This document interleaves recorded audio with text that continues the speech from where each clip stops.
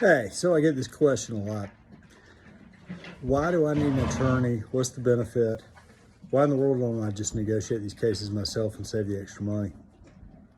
Then I had an interesting conversation with a client I settled earlier this year who was thanking me for what we had done because a friend of hers had done it on her own and was asking about taxes at the end of the year and took a look at the release that she had and had not adequately handled her personal injury claim and release on her own because she didn't know any better and she didn't have any of the information, and ended up having to, or will have to, pay some taxes this year.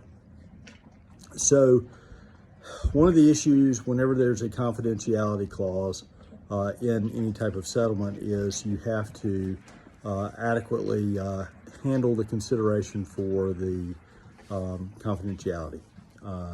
And there's different ways to do that depending on your state, but essentially you got to deal with it and you can't just ignore it. And that's something that the attorneys, we all call the Rodman problem for a lot of reasons. And we deal with in nearly every case in which there's a confidentiality. Or we negotiate confidentiality separately and again deal with the tax consequences up front. Or we're involved in a case where it's not a personal injury or it's a slightly different and taxes apply. And in which case we advise our clients about the tax consequences and what that means and how to handle it. So when someone asks me, do I need an attorney in this case? The answer is sometimes, not all the time. And if it's a small fender bender, one visit to the ER and you're 100%, do you need an attorney? Probably not. But if you've got any type of major injury, wage loss, and you're trying to figure out how to handle it the correct way, talk to somebody who does what they do for a living. It's kind of like doing your own taxes. I mean, can you do it? Sure. Are you going to be great at it? Depends on the person.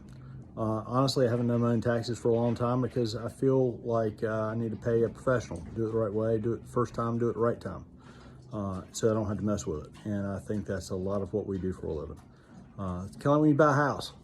The question is it worth paying the best realtor around to go help you? Well, they usually know some things you don't know about that area and value and everything else. So you may want to think about whether or not you hire a professional to handle a professional job. Again, Joe Tunstall, do personal injury in Eastern North Carolina for the last 23 years. Thanks.